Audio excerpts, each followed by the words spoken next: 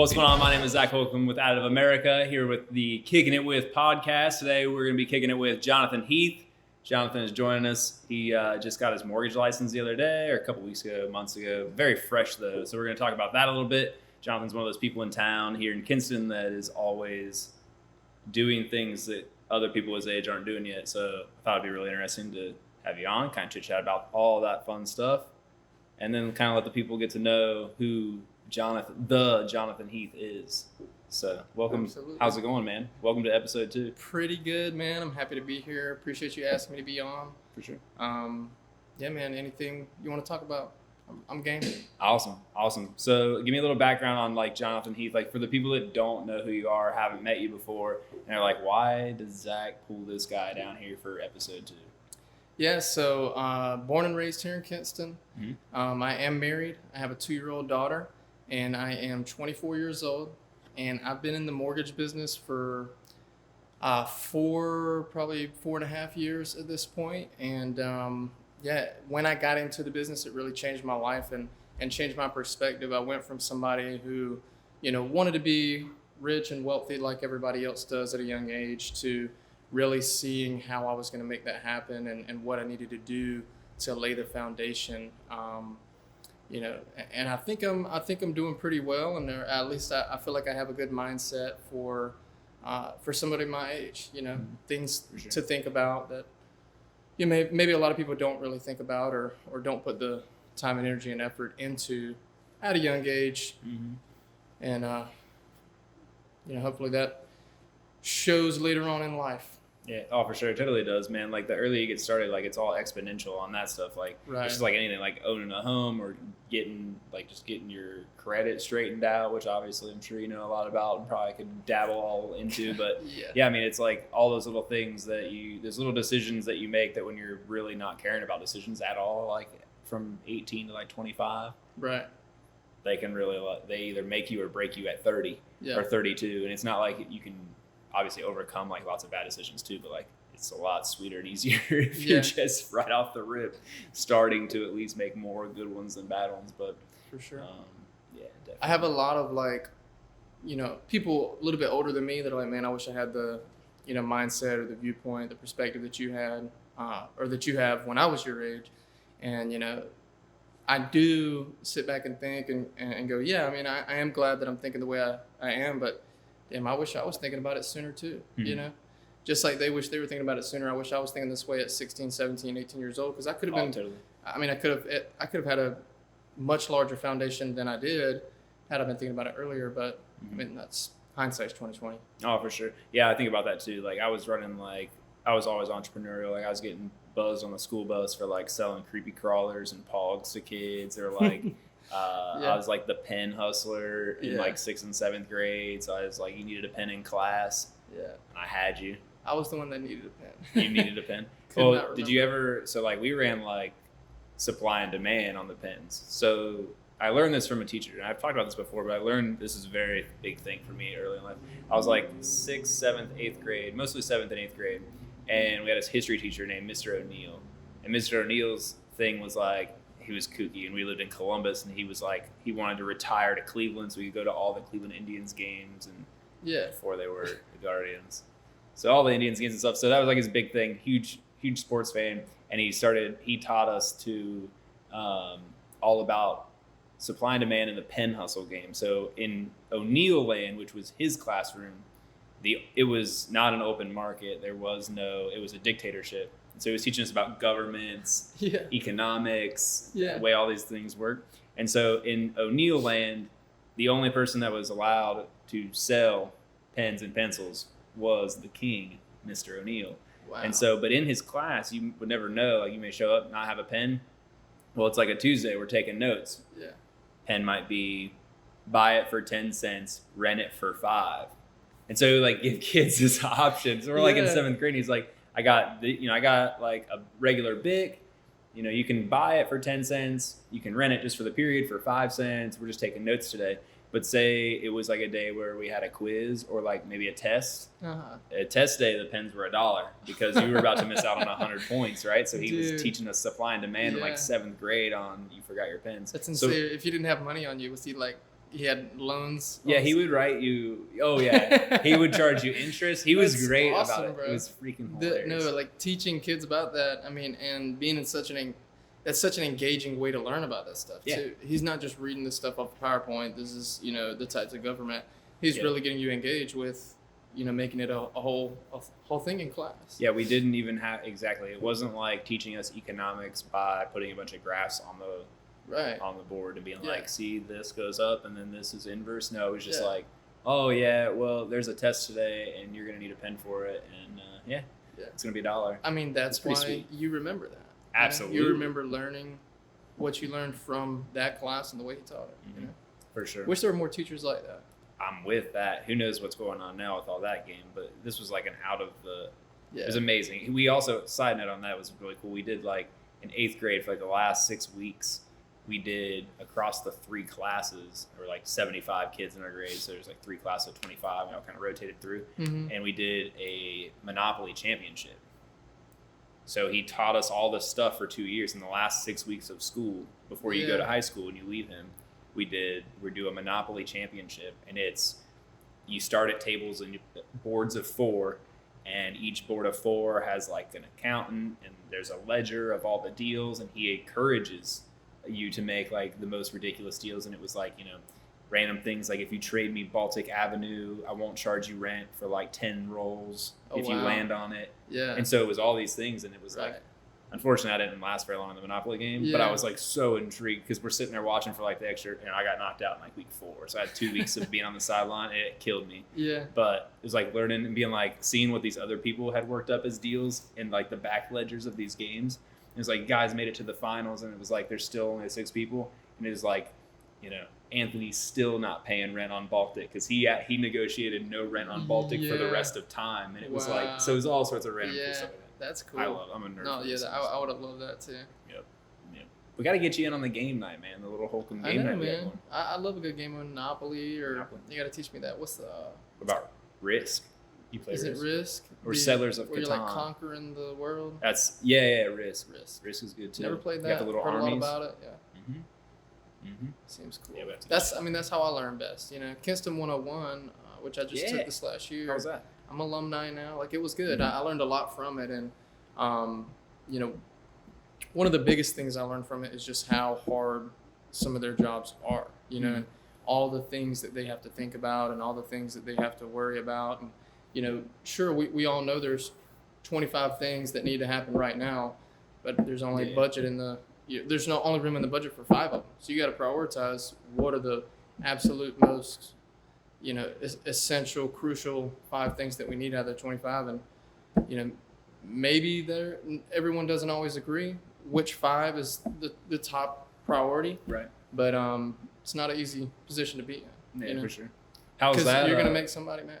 Oh, yeah, that's inevitable. I think that's like a big thing that it's like one of those areas where the people that are pressing into that a little bit more, you got to make decisions. And if you're making a decision that no one is upset by or feels like they were slighted by, then it wasn't a decision that was great enough for people that thought it was great. Right. Like you just can't make everyone happy. It's just a matter of making majorities happy more often than not. Or to be honest, it's kind of even not that, in my opinion too. Is like, if you make small percentages of people that have niche needs happy, and you can do that several times, you're almost doing even more, because now you're providing things as a city that are like, you're not just trying to hit like the base things that other cities have. You're maybe being like, all right, it's tough to keep up with the base things with the Joneses of all the other cities because they got these bigger budgets. It's almost like, and I think Kinston's done a little bit of that with like kind of how the downtown is and some art stuff and things like that. They've kind of dug into the art of it and been like, we're going to be the art city now. And then, there's a little bit of a nightlife thing. We're going to go heavy nightlife. We're going to go heavy this, and that's kind of what seems to be sticking. Working out. Yeah, it's definitely been sticking for sure. It's filling the buildings up. I like the vibe. Yeah, it's filling the buildings up. Seeing more and more of them. I love all the new businesses. Came to Kinston, came to downtown specifically. Really great, future ahead of us. Speaking of new businesses, Harp Dill's restaurant right across the street on North Street. Yeah. So seen you over there. They let you hang out there from time to time? In addition to being a full-time mortgage loan officer, I also work part-time over there on the weekends primarily. But I mean, it's a great atmosphere, just a phenomenal restaurant. The best people working there. They're serving out some of the best food that Kinston has right now. I mean, Dylan is a whiz on the grill. We've got some other just great cooks out there, and Josh, Travis behind the bar. I mean, those guys are making phenomenal drinks. So yeah, it's been really great. Working there has been really fun. I've got to network and meet new people in Kinston that maybe I've heard of but haven't really gotten a chance to meet. So it's really been a good opportunity for me too, in more ways than one. Yeah, it's definitely huge for networking, man. And also like learning, like I loved from serving in my career or like early history was like you get to learn how to talk with, communicate, and like reason with so many different types of people so quickly, and like you're doing it over something that is common. So like you're doing it over the same thing over and over again. I credit like the ability to be able to talk to so many different types of people back to serving tables, man. It's it's like speed dating for networking. Right. You really do. You find some way to relate to somebody, and you can have two tables, two completely different sets of people, two different personalities, and you just find a way to relate with all of them. For sure. Yeah, that'll help you in like all the things that you seem to be putting your stones down for in life, whether it's the mortgage stuff or just overall networking. You're doing the Rotaract thing. What's that all? What all you got going on with Rotaract? Yeah. Oh, a lot going on with Rotaract. Yeah. So yeah, glad you asked me about that. Rotaract, for those that don't know, is a branch off the umbrella of Rotary, the Rotary Club. Most everybody knows what the Rotary Club is. Rotary and Rotaract are both international organizations aimed at community service, just building up the community, doing great things for the towns in which those clubs are in. And I've been a part of Rotaract for about 3 years, and it's just a group full of young people who want to make a difference, who want to do things that are bigger than themselves, all contribute to something great. And I think we've been doing that. We've been working on what will be our third annual drive-in movie night, which has become one of our most memorable events that we put on.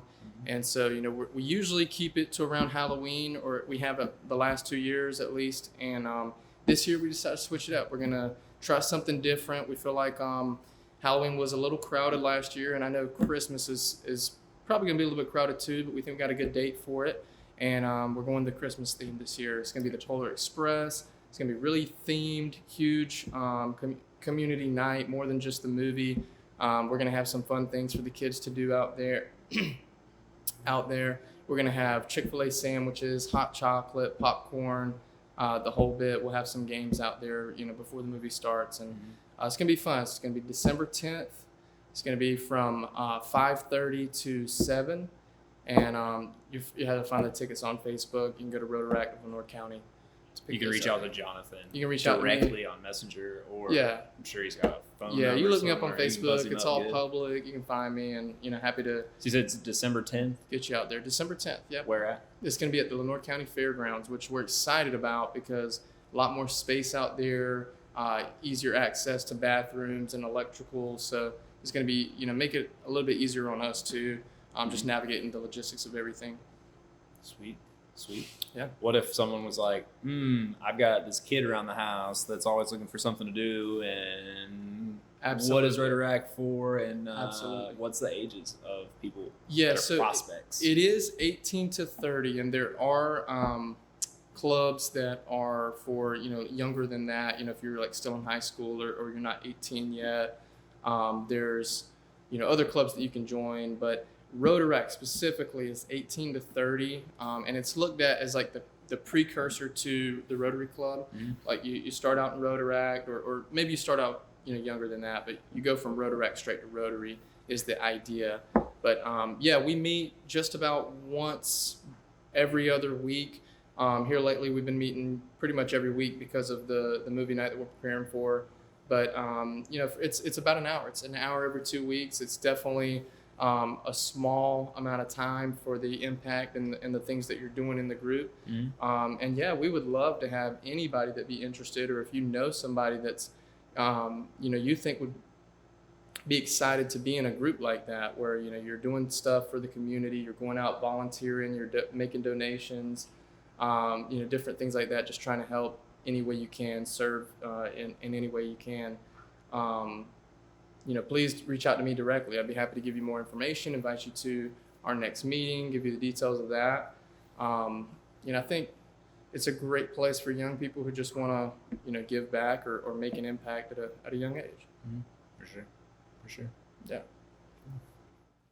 Right on. That's really cool stuff with the Rotaract and what you guys are doing with that, man. I think that's like one of those things where you're already like you're using an event that brings young people out, right? Like you're seeing a movie in a car. It's like a drive-in movie thing. It's something that parents and kids are having a cool they're making memories, right? Like, yeah. And then it's also associated with like, hey, that's like a group that when I turn 18, like I can go be a part of that too, and maybe bring some of that stuff back around. Literally, how I found out about Rotaract was me and my wife went to the first drive-in movie. That's yeah. hilarious. I went there, then I met my uncle out there, and I didn't realize like he was a part of Rotaract, and like I was. That just made it really easy for me to get connected because I was just like, hey, man, tell me all about this. Mm-hmm. But, I joined that night, basically. I was like, send me the invite for the next meeting. And, it's great. I think that, the drive-in movie specifically, it's really trendy, because it's a classic. It's cool. There's people that drive-in movies have never been a thing since they've been alive. I'm one of those. So it's kind of cool, like, almost going back in time. Yep. And then you got people who definitely were alive when they were a thing, and so they're just like nostalgically enjoying this thing. So I think it's cool. It's very big for the community. It started in the middle of COVID or when COVID started, which it was just a way of getting the community together when we couldn't really be outside all at one time. But since it was in cars, a little bit of a loophole there, and had a lot of success. Everybody had fun, so we kept doing it. That's sweet. Are you tying yourself into Rotary yet? Or are you just holding tight? Well, I attend some Rotary meetings when I can. I'm a part of Rotary essentially. Right. Kind of like I'm a part of Rotary. It's all grandfathered in, essentially, right? Yeah, like even the high schoolers. Like I've been to a few Rotary. I'm not a big person. I don't go to a ton of Rotary meetings or things like that. But the ones I've been to or spoken at are like there's always some high school. There's like a faction of high schoolers that are there, and I'm not sure what they call that group, but they all seem to be tied in there. They got they got their claws into a little bit of. So I can definitely see what you mean. Kids in high school from early college and LCC, they come out there, but Rotary has their meetings, every Thursday, and I go when I can and attend those. So definitely, getting connected with those people as well, because it's a lot of like really great people here in Kinston, business owners and entrepreneurs, just people that I can learn and glean from, and good to be connected with. Yeah, absolutely. So definitely. Absolutely. Yeah, it's kind of like the gist of kind of what we're doing here is like trying to get as many entrepreneurs or people that have that mindset, the growth mindset type stuff in, and like the more and more that we chit chat with people that are that way, the more you can kind of pick and pull. Like everybody's got like different things.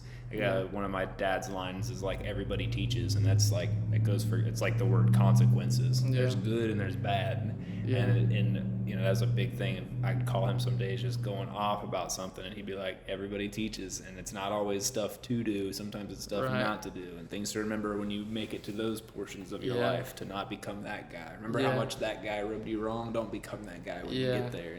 And stuff like that. So it's very true. Wise words from your dad. Yeah, old Slick, man, he's on it.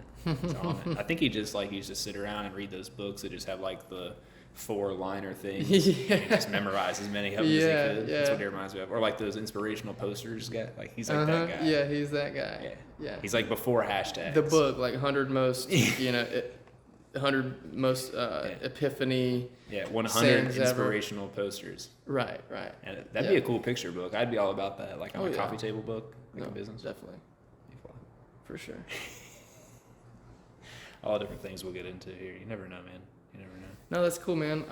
Really excited for you starting this podcast back up, more frequently. I think, you got a lot of great content. You got a lot of great wisdom in you. Sure. I really love what you've done coming into Kinston and just kind of putting your stamp on it, you know, so quickly, right? Like you knew what you want to do. You came in here, you did it. You're continuing to do it, and I'm sure you've got big goals ahead of you. And I think you're going to accomplish whatever you set out to do.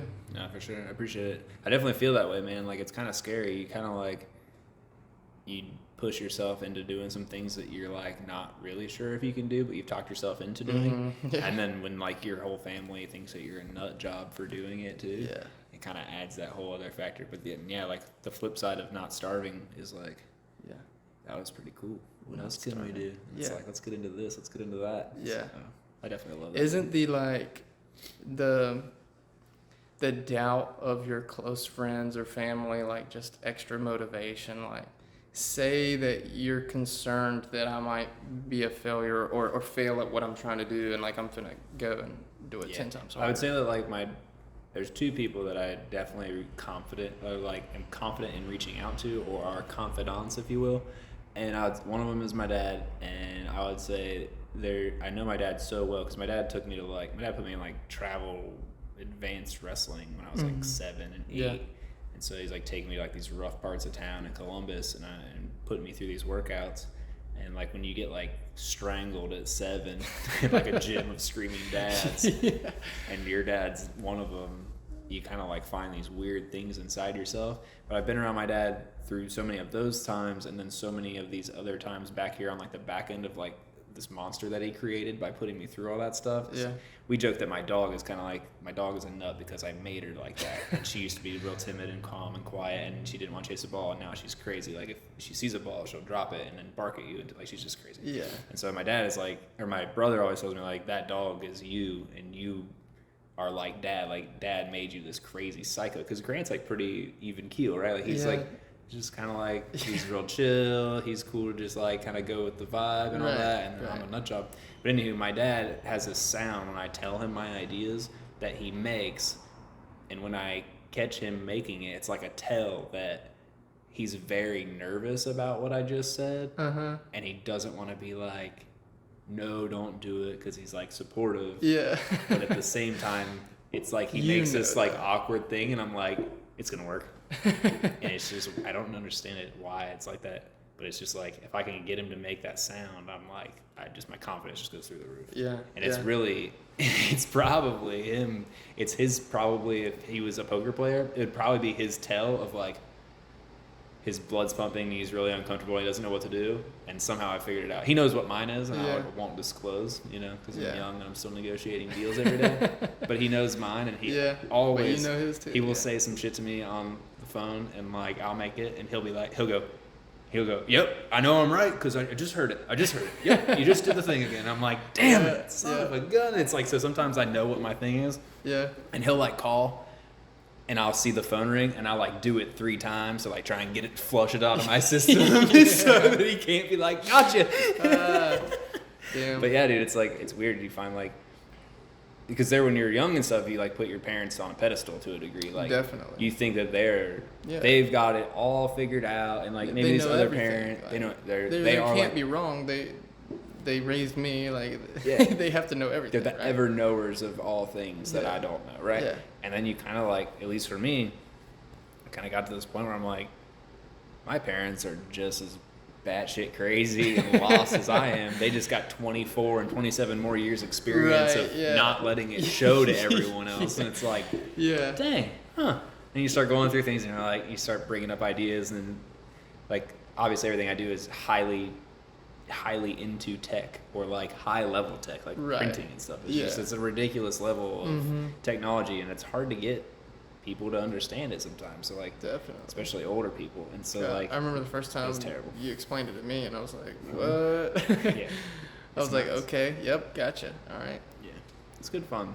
I mean, I like all of those crazy things. Like I think another thing with it too is like, by not going, I didn't go to college at all, but like by not going there, my like desire to learn never got like burnt out or like run. Like, you know what I mean? So like, I love learning new stuff, and like can get into different little factions, and I think you kind of do that too. I mean, you go down these little, it's the ADHD, it's the hyperfixations, and the, like, what new thing am I obsessed with today, or like, you know, do I have to learn about today? Like, yeah, definitely. I mean, I always want to learn stuff, and sometimes I have to go,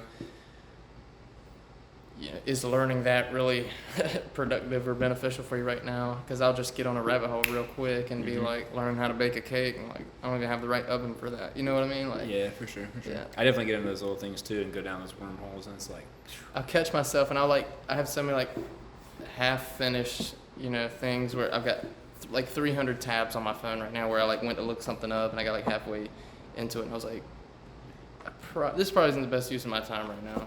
I can get off of that. I feel that. Yeah. It's the best way to get into like different things though, and that's like what makes you well-rounded. And then you're randomly trying to close some mortgage deal, and some person's like talking about ovens in the houses, and you're like, yeah, you're like the mortgage dude that's 24 that knows the difference between a regular oven and a convection oven, and like you're like now you're in sync with the wife who's buying the house because the kitchen's what really matters. Hey, for real, man. You never know what you're gonna connect with somebody on. Never know. Definitely. Yeah, somebody says something about basketball on the phone. I'm like, oh, you want your ankles taken? Yeah. Like, did my loan officer just say that to me? Ooh, I like that. You've been hitting us up. We didn't get we got the basketball hoop out back, and Jonathan hit me up like all summer long. I don't think we've had the basketball hoop out once. Dude, they haven't had it out since like last summer. I was just telling somebody about it the other day. We were like riding by, and I was like, they've got a basketball goal in there that hasn't seen the light in like a year. Yeah, I don't think it's been out all year in 2022.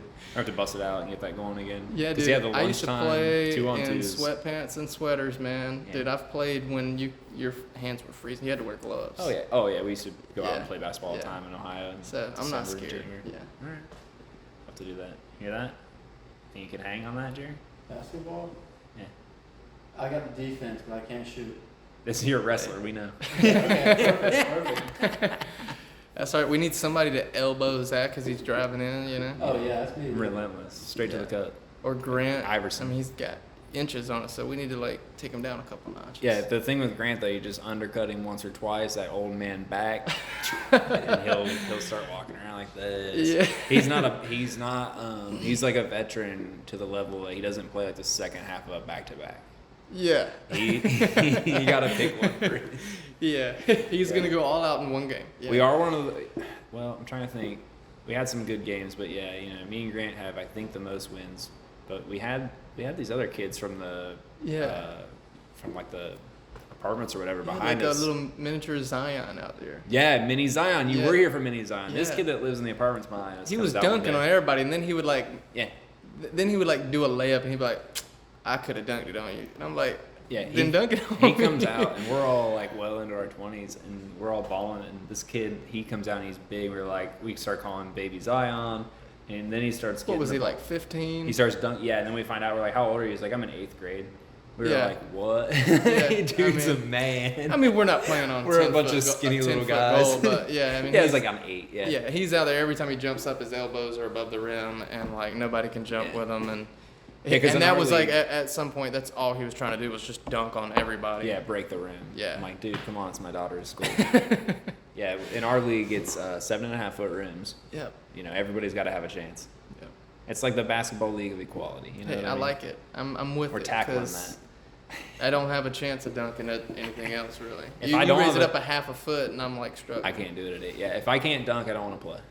Hey, not the same, but I like dunking.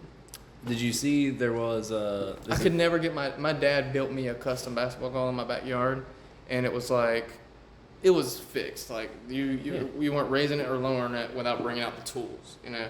And I like pestered him to lower the goal, and he was like, no, 'cause you ain't be hanging on the rim and all this mess. Yeah, you ruin it. Like there was a couple times where I thought I had convinced him to go out there and do it, and he was like, yeah, I'll do it tomorrow, and then it never happened. But man, I was like, I want to feel what it's like. Mm-hmm. Yeah. We had so like my dad and I used to play on like the little Tykes hoop, right, with the 3 settings. Yeah. We put it all the way at the top. My daughter's got one. And then it was the miniature ball. About a bigger one, yeah.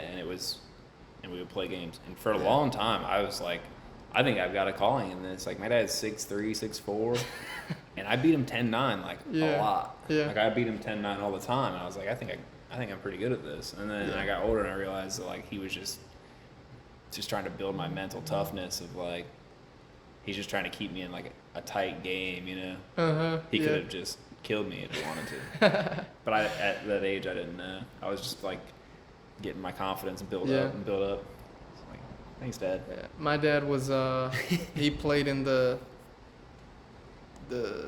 70s, you know, when he played basketball. Mm-hmm. So, you know, he was throwing plenty of elbows and all that. Elbow in the back, short shorts. Yeah. They called him For Larry sure. Bird. He did have a resemblance to Larry Bird. Yeah, he was clear. He was yeah. And he for some reason his signature move was a hook shot, and he's like 5'11". Yeah. Does he have Chuck Taylors? No, he was New Balances all the way. No doubt. Yeah. Oh, Yep. I've got a pair. Of his New Balances. that is. Yeah. He's, you know, like a regular old dad. He had his work New Balances, then he had his going out New Balances. When his going out New Balances got dirty, Bump him. they became his work New Balances. Yeah, and the work ones became the lawn mowing ones. Exactly. Mm-hmm. Yeah, it's the 3 shades of New Balance, dude. Exactly. It's like Yeah. The progression was real. you have to check it out. There was a. He would go shoe shopping and just like, I'd be like, "What you gonna get?" He would come out. He's with like a walking all the aisles. fresh pair of white the New same Balances. Surprise, ones, surprise. 531s again, Jonathan. Yeah. That's hilarious. That is too funny. What was your like sneaker game like? You know, you're a stylish Shoot. guy. Man. Oh, Jonathan's known. I've had some. Jonathan's known for coming in with all sorts of different ensembles. I would say. I'm not scared to fail. That's what it is. He ties it. It looks good. If I feel like a you- jerk because I always comment on it and tell him how well it's all tied together, and then like an hour later, I'm like, I hope he didn't think I was being facetious. No. But I was trying to have fun for sure. No, I mean, I put thought into it, you know, and I feel like I've fell into / kind of found my style a lot here lately. Mm-hmm. I would agree with I've been that. shopping a lot of Goodwill, like Yeah. just getting stuff for deals and just throwing it together, and it's like got this kind of like classic look, Yes. and I've really been liking it. But dude, I remember I had this one outfit. I like got my first paycheck. I went on online like Aeropostale American Eagle or something.com, and I just ordered this outfit that I thought was gonna be fire, bro. I had a short sleeve button up, a tie, and a pair of shoes that were all this like just ugly flower print, right? And just thought that it was all gonna go together with some jorts. Yeah. And I mean, I kid you not, if you go to my old Facebook account, you scroll through my profile pictures enough, you will find me in this outfit. And you gotta find it. I mean, yeah, we'll put the picture up. Yeah, we're gonna find that. for I mean, sure. it was, but yeah, I mean, I wasn't scared to fail, and so I learned from those mistakes. Yeah.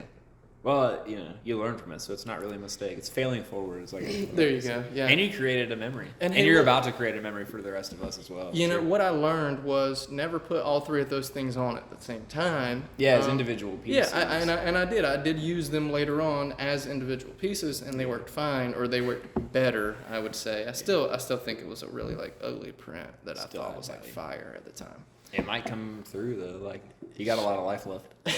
Just hang on to It'd that. probably come back. Yeah. Yeah. Oh, it does. We joke about that. Steph's mom. So like, we were born in '88. So like, she maybe graduated high school like '78, '79. Mm-hmm.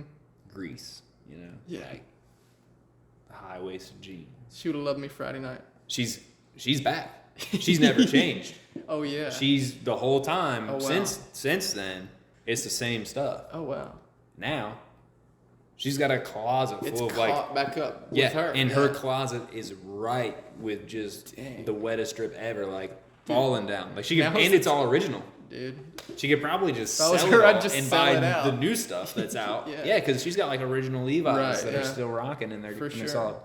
But it does all come back around. Yeah. I'm getting excited because we're in the '80s right now. You know what's next? The 90s. Dude.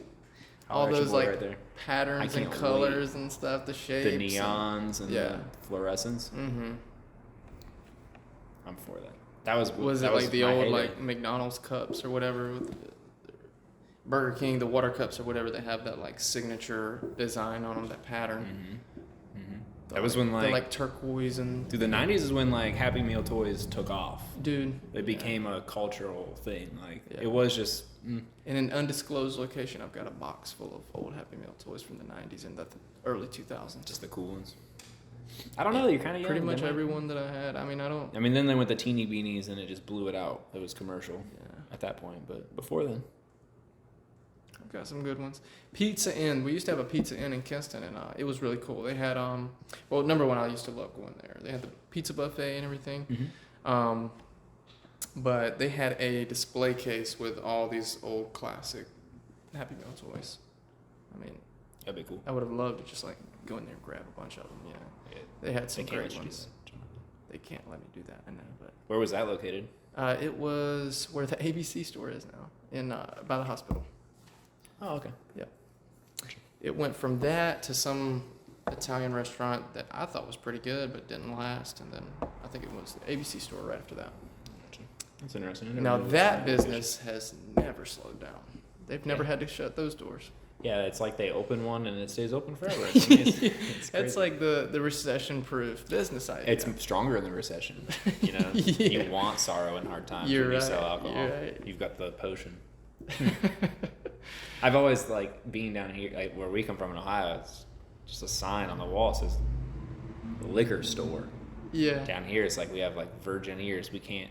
Our eyes. We're such we're so naive that we can't drive by a building that says liquor store. It's got to say ABC package store. What is this? Yeah. Why? I remember as a kid being not knowing that it was a liquor store. I moved here and didn't know. I thought it was like a UPS, a package store. Exactly. I was coming to town and I was like, and they're like, an ABC package store right there on the corner. You can get all your packages. And I was like, in my mind, I was like, hell yeah, bro. That's sweet. Boxes, tape, packing peanuts, all the shit you need to send a lot of 3D printed parts to out of state. And they thought I was an idiot. I didn't think anything of it. And then, it's like, oh. It's like, oh, we're afraid to say liquor store on the sign. Why is that such a thing? I don't know. It's weird. In Columbus, you need liquor, just go to the grocery store, and it's got a liquor thing inside the grocery store. So it'd be like going to Food Line and grabbing whatever you need from the ABC package store. Yeah. But it's in the freaking grocery store with all the other things you're trying to buy because you're obviously trying to have a good time. I want to know if there's any people that walk out of the ABC store with this brown bag and they're like, nobody knows what I've got in here, you know? Yeah, I probably just have tissue paper in this bag. It's stupid. I got one over on everybody. Yeah, ha ha. Yeah. I hope. Yeah. Nobody the religious knows people I'm have making no margaritas clue at that my there's house. just bottles of sin throughout the building. They have no idea. If only they knew. That was one of the funniest things. Wait till they find out. Yeah, someday. Still learning. If they watch this, they just found out. We just. I'm so sorry for breaking. It's like we spoiled Santa Claus for all the people that didn't know that there was liquor and sin sold in those stores. But yeah. There's 3 of them here in town, or here in Kinston at least. Anywho. All right, so we've got this little thing here right before we wrap it up called Shameless Self Promotion. So this is where it's our repayment for your time here spent with us. You get to give that elevator pitch of what you got going on. All right. Well, I told everybody Shameless I am a mortgage loan officer here in the state of North Carolina. I can help in just about 40 states. Talk to me. We've been doing stuff, with seller buy downs and just different loan programs that are out of the box because we have to think differently in a market that's very different than anything that we've seen, at least in a long time, much less, those of us who have only been in the business 4 years, didn't experience 08, 09, those of us who didn't buy a house back then, this is a whole new territory. So partner with a lender who is thinking differently, that's being proactive, that is exploring options that, other people aren't exploring. And that's definitely something that, myself and my team are doing right now is we're trying to figure out in this market where interest rates have risen 3% in the last year, what can we do to still help people make the right decision? One thing with seller buy downs, if you fall in love with a house, but you're not in love with that payment because it's got a 7% interest rate on it, one thing that is becoming more and more popular right now is called a buy down feature of your loan. So there's a 2-1 buy down. Basically, the seller pays a portion. It's called seller concessions. They basically give you a little they give you a spending money, so to speak, right? They give you some concessions in the contract, and what we can do is use that to buy your rate down for the first 2 years. So the first year, if let's say your qualifying rate would normally be 7%, well, the first year it's going to be 5%.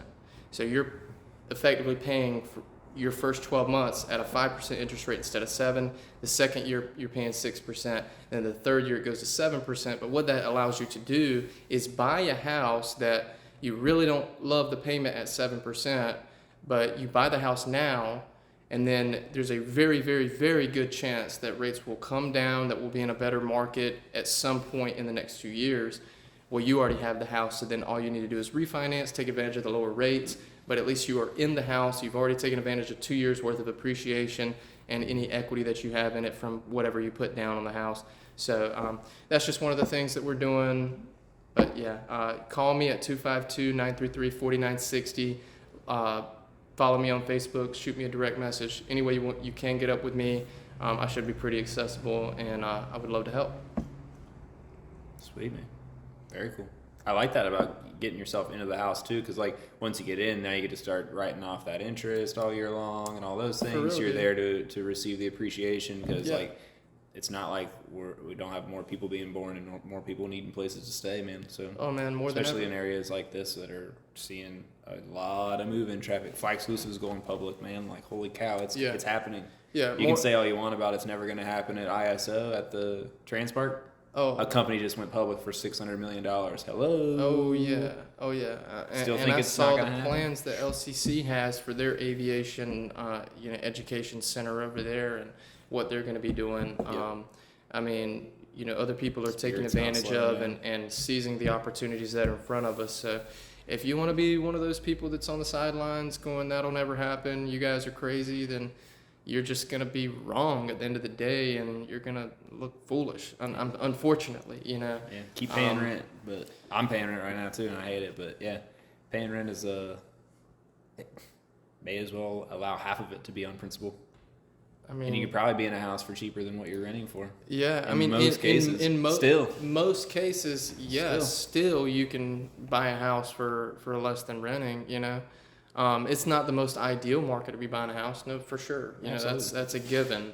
The most ideal market was 2 years ago, which is when I was trying to tell everybody, please buy a house right now. The interest rates are in the 2s and 3s. Yep. Yeah, everyone that did that's looking fly right now. Yeah, I mean, and not everybody could, right? Not everybody could, but it's also a time to think.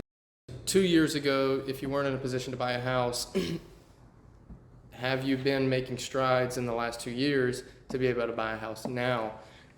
If not, you're always going to be in that same cycle where you're like, I can't buy, and then you get to a point like this where you're like, oh, well, now there's no point in buying because interest rates have risen. It's like, no, like even if you buy in a less than desirable market like now, you're still taking advantage of and taking ownership of an asset that's worth potentially hundreds of thousands of dollars. And that's an asset that you can use for your benefit in multiple ways later on down the road. And you might not be able to necessarily take advantage of that, a year from now, 2 years from now, but that is an asset that's only going to appreciate over time.